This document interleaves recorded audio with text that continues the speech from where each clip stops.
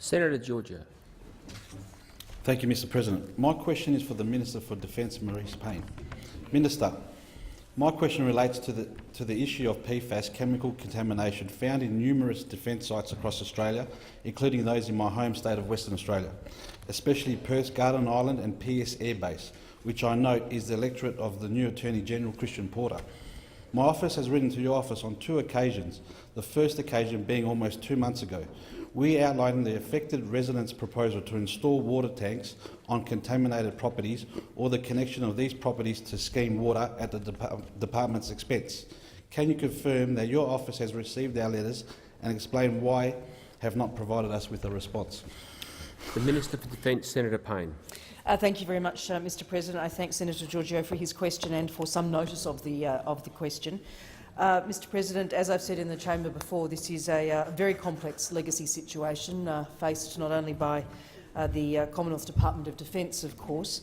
I can confirm that I had received Senator Georgiou's original letter, which I believe was dated the 21st of December, but wasn't received in my office until the 4th of January. So we have been in the process of investigating the issues which were raised in that letter, and I am finalising a response to the Senator now, and also to Minister Porter in the other place who raised the same issues with me.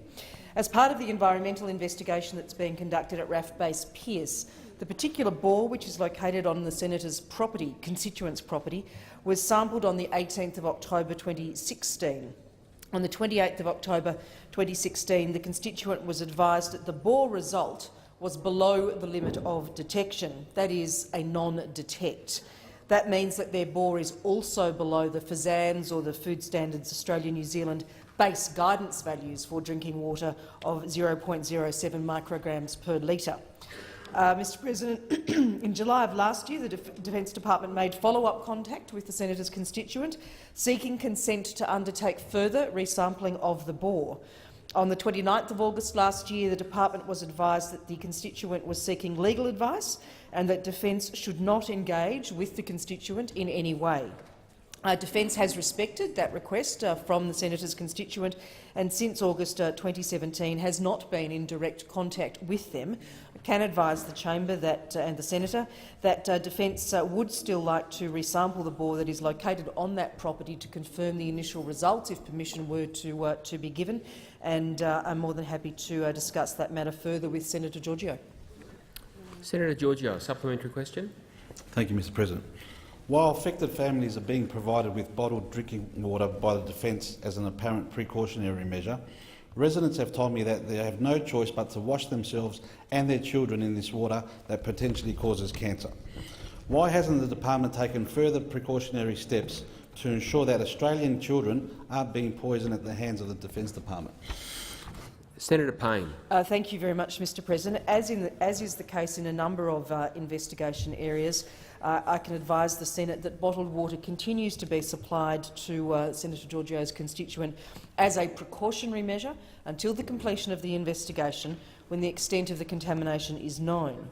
I do note, for the record, Mr President, that the current Department of Health advice, and the Department of Defence is not a health authority, we work in conjunction with the Department of Health on these matters, is that there is no consistent evidence that PFAS causes any specific illness, including, as the Senator has adverted to, cancer. For further information on the Department of Health's response to PFAS contamination, I would direct the Senator to the Minister for Health. In the letter, there are 2 possible solutions for drinking water mentioned at the property. While I do note that request, such solutions are usually only provided to properties that have a bore sample that exceeds the health-based guidance values recommended by FSANZ. There is a human health risk assessment currently underway which will consider drinking Senator water Payne, in the whole of the Time for the Bullsbrook answer community. has expired. Senator Georgiou, a final supplementary question. Thank you, Mr President. Minister, I note that last year you responded to a question during question time from my colleague Senator Burston, that you will raise the prospect of creating a relief fund for affected residents of the PFAS task force. Have you done so, and what has been the response from the Department of Prime Minister and Cabinet? Senator Payne. Thank you, Mr President. I, of course, continue to have ongoing discussions with my ministerial colleagues across a range of portfolios on this issue, and the Defence Department, Mr President, stands ready to assist in whatever capacity it is asked to do by government. As the Senator has alluded to, the task force managing the PFAS issue is a Department of Prime Minister and Cabinet task force, which is leading the whole-of-government response to contamination across Commonwealth sites, and its work was adverted to in the response tabled by Senator McGrath earlier this week. Mr President, I note that, as I said in my earlier remarks, this is a very complex legacy issue.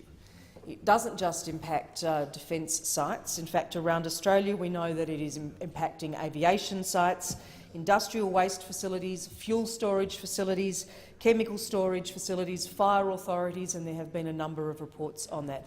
The department works closely with the other members of the Commonwealth agencies that form the task force and will support communities as best as we can. The answer has expired. Senator Williams.